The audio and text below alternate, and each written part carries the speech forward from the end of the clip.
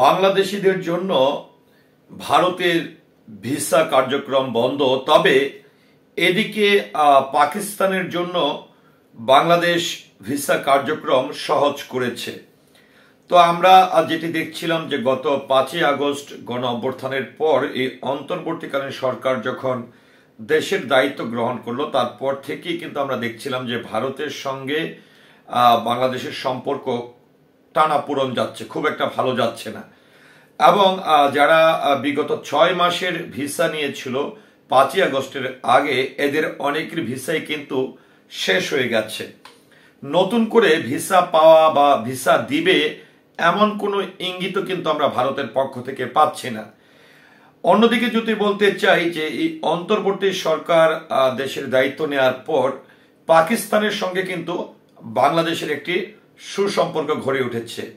আর তার পরিপ্রেক্ষিতেই কিন্তু ভারত ভিসা কার্যক্রম বন্ধ করে দিলেও পাকিস্তানের সঙ্গে বাংলাদেশের সুসম্পর্ক এবং পাকিস্তানিদের জন্য বাংলাদেশের ভিসা কার্যক্রম সহজ করেছে এমন সংবাদ যুগান্তর পত্রিকায় প্রকাশিত হয়েছে 11ই জানুয়ারি 2025-এ।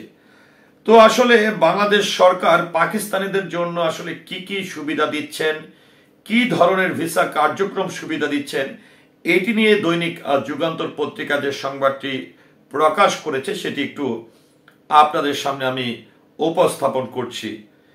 পাকিস্তানিদের জন্য ভিসার শর্ত সহজ করেছে বাংলাদেশ। এখন থেকে পাকিস্তানি নাগরিকরা অনলাইনেও বাংলাদেশের ভিসা পাবেন। লাহোর চেম্বার অব কমার্স পরিদর্শনকালে পাকিস্তানে নিযুক্ত বাংলাদেশের রাষ্ট্রদূত মোহাম্মদ ইকবাল খান এই তথ্যটি জানিয়েছেন। খবর জিইউ নিউজের। লাহোর চেম্বার অব কমার্সে দেয়া বক্তৃতায় রাষ্ট্রদূত বলেন, লাহোরের সভ্যতা ও সংস্কৃতির আলাদা পরিচয়ের প্রয়োজন নেই। বাংলাদেশের জনগণ পাকিস্তানের জনগণের সঙ্গে বন্ধুত্বপূর্ণ সম্পর্ক রাখতে চায় এবং দুই দেশের মধ্যে সহযোগিতা বাড়ানোর সময়ের দাবি। পাকিস্তানে নিযুক্ত বাংলাদেশের রাষ্ট্রদূত আরও বলেন, পাকিস্তান ও বাংলাদেশের মধ্যে দ্বিপাক্ষিক বাণিজ্য বৃদ্ধিতে লাহোর চেম্বার ভূমিকা রাখতে পারে। বাংলাদেশের মানুষ পাকিস্তানকে সম্মানের চোখে দেখে। দুই দেশকেই অর্থনৈতিক সহযোগিতা জোরদার করতে হবে। রাষ্ট্রদূত আরও বলেন, বাংলাদেশ পাকিস্তানিদের জন্য ভিসার শর্ত খুব সহজ করেছে এবং এখন পাকিস্তানের নাগরিকরাও অনলাইনে বাংলাদেশের ভিসা পেতে পারেন। লাহোর চেম্বারের সভাপতি মিয়া আবু জার সাদ বলেন, আমরা বাংলাদেশের সঙ্গে বাণিজ্য বাড়াতে চাই। আমাদের প্রতিনিধি দল শিগগিরই বাংলাদেশে সফর করবে।